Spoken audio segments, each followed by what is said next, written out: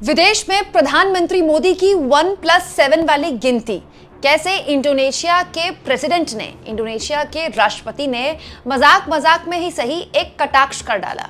दोस्तों, प्रधानमंत्री इस वक्त विदेश में है। ऑफ कोर्स, जब भी देश में किसी भी मुद्दे को लेकर सवाल उठ रहे हो, ज्वलंत सवाल उठ रहे हो, प्रधानमंत्री तो विदेश में होते ही हैं, या तो चुप होते हैं या विदेश होते हैं। इस बीच पीएम की इंडोनेशिया यात्रा में कुछ ऐसा हुआ जिसको लेकर बड़ा मजाक उड़ रहा है उनका। लोग कह रहे हैं कि गणित करने के लिए ऐसी ही गिनती मिली। दोस्तों, इसके अलावा ये भी बताऊंगी कि इंडोनेशिया के राष्ट्रपति ने ऐसा क्या बोला कुर्सी छोड़ने को लेकर, राजनेताओं की कुर्सी और माइक ना छोड़ने को लेकर, जिस पर लोगों ने ये कहना शुरू कर दिया कि कहीं मोदी को तो नहीं सुना रहे। दोस्तों, आप जानते हैं जब प्रधानमंत्री कहीं भी विदेश जाते हैं तो उनका विदेश में अलग अलग तरह का स्वागत होता है। तो वो जो भारतीय लोग वहाँ पर होते हैं, भारतीय कम्युनिटी के, इंडियन कम्युनिटी के, उनसे भी, उनके बीच भी एक कार्यक्रम रखते हैं। तो ऐसा ये कार्यक्रम था जिसमें इंडोनेशिया के राष्ट्रपति प्रावो सुबियांतो भी थे और प्रधानमंत्री भी थे। इस बीच इंडोनेशिया के राष्ट्रपति के आगे, और इसके अलावा इंडियन कम्युनिटी भी वहाँ पर थी, उनके आगे मोदी जी ने गिनती दी। अब गिनती क्या थी सुनिए। प्रधानमंत्री ने कहा कि भारत ने जो रिपब्लिक डे मनाया है अपना, वो 26 जनवरी को, 26 जनवरी को ही मनाते हैं। 2+6=8।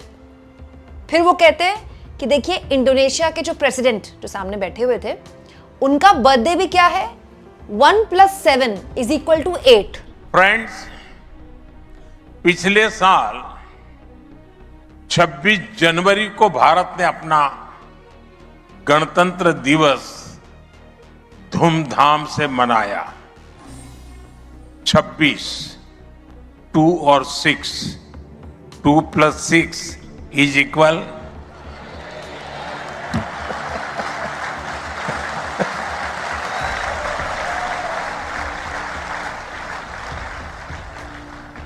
और मेरे मित्र का जन्मदिन भी 17 है, 1+।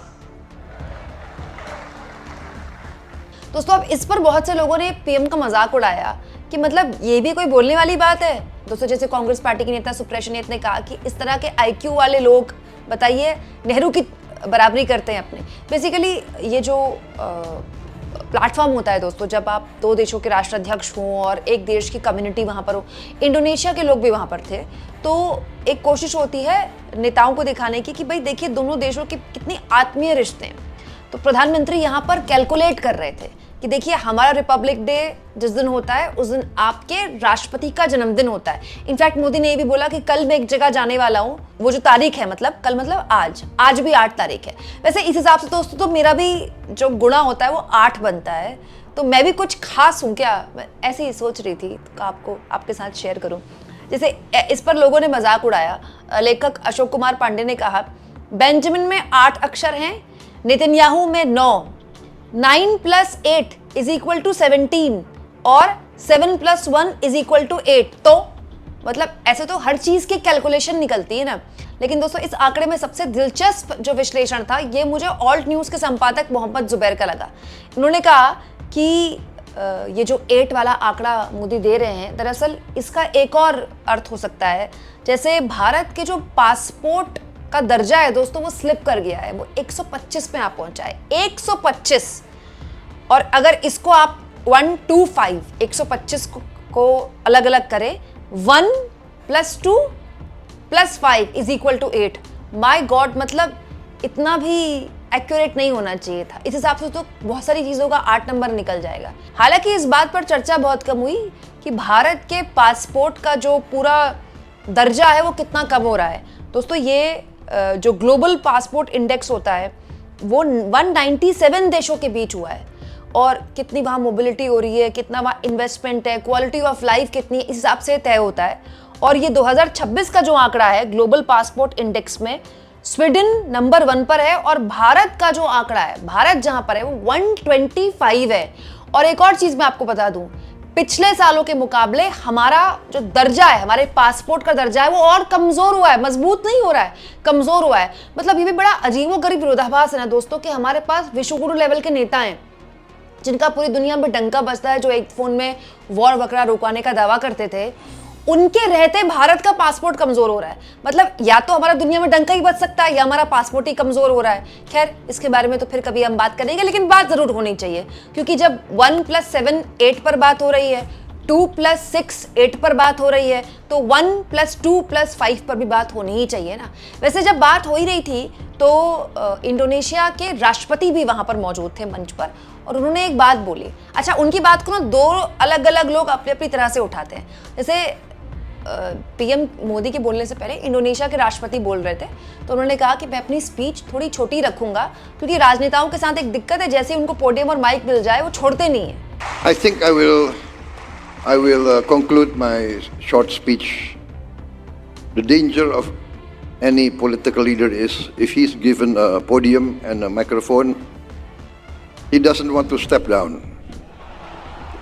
अब दोस्तों, जो इंडोनेशिया के राष्ट्रपति हैं, उनकी ये बात हर आदमी ने अपनी तरह से उठाई। जैसे वरिष्ठ पत्रकार प्रशांत टंडन है, उन्होंने इस बात को इस तरह से उठा लिया कि देखिए, ये तो प्रधानमंत्री मोदी को सुना रहे हैं कि राजनेताओं को जब जगह मिल जाती है, माइक मिल जाता है, बोलने का मौका मिल जाता है, या फिर और आगे बढ़ा लेंगे, कुर्सी मिल जाती है, तो वो छोड़ते नहीं है। हालांकि इसके बाद राष्ट्रपति, इंडोनेशिया के राष्ट्रपति ने पीएम की तारीफ भी की कि भाई, मैं भारत की पॉलिटिक्स में इंटरफेयर नहीं करना चाहता, मेरा उससे कोई लेना देना नहीं है, लेकिन प्रधानमंत्री मोदी जो है मेरे पर्सनल फेवरेट हैं।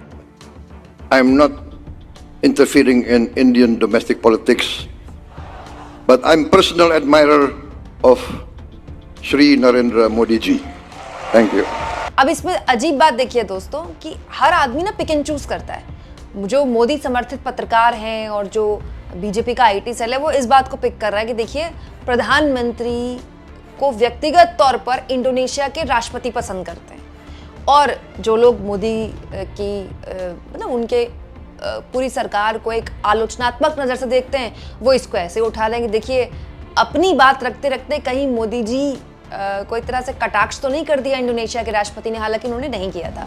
अच्छा, दिलचस्प ये है कि ये उस दौर में हो रहा है जब प्रधानमंत्री मोदी का उत्तराधिकारी कौन होगा, क्या वो कभी मतलब 2029 के चुनाव में भी वही चेहरा बने रहेंगे, इसको लेकर गाहे बगाहे चर्चा रहती है।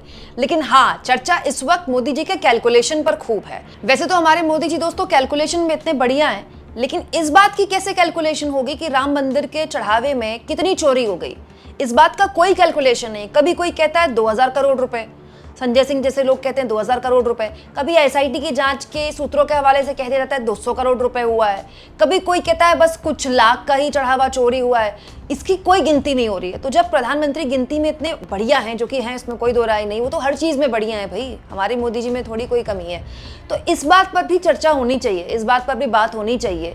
गिनती हो ही रही है तो एक्चुअली में तो इसकी गिनती होनी चाहिए थी, क्योंकि गिनती ठीक से नहीं हुई तभी तो ये पूरा कांड हुआ है। और तो और गिनती करने वालों ने ये कांड कर दिया, जिनकी जिम्मेदारी ठीक से गिनती करने की थी, उन्हीं ने बीच में से पार कर दिया। और वो पार करके किस किस के पास गया है, कितना कितना गया है, इसकी तो पता नहीं कभी गिनती होगी। आपको क्या लगता है दोस्तों, जब विदेश से अब प्रधानमंत्री ने गिनतियां करनी शुरू कर ही दी हैं, 7+1 8, 6+2 8, तो एक्चुअली में क्या इस मुद्दे पर कभी मोदी जी गिनती कर पाएंगे, और क्या उनकी नजर में ये मुद्दा इंपॉर्टेंट है? क्योंकि जब भी देश में कोई भी ज्वलंत मुद्दा होता है, पेपर लीक का मुद्दा होता है, या फिर मुद्दा होता है उनके किसी मंत्रालय, किसी मंत्री को लेकर, नाराजगी को लेकर, या फिर इतना बड़ा मुद्दा, मतलब राम मंदिर चढ़ावा का मुद्दा कोई छोटा मोटा मुद्दा नहीं है, खास तौर पर कट्टर बीजेपी समर्थकों के लिए, मोदी जी विदेश चले गए और वहां भी गिनती कर रहे हैं। आपको क्या लगता है दोस्तों, कमेंट बॉक्स में जरूर लिखें, और जितना हो सके दोस्तों चैनल को शेयर भी करें और सब्सक्राइब भी।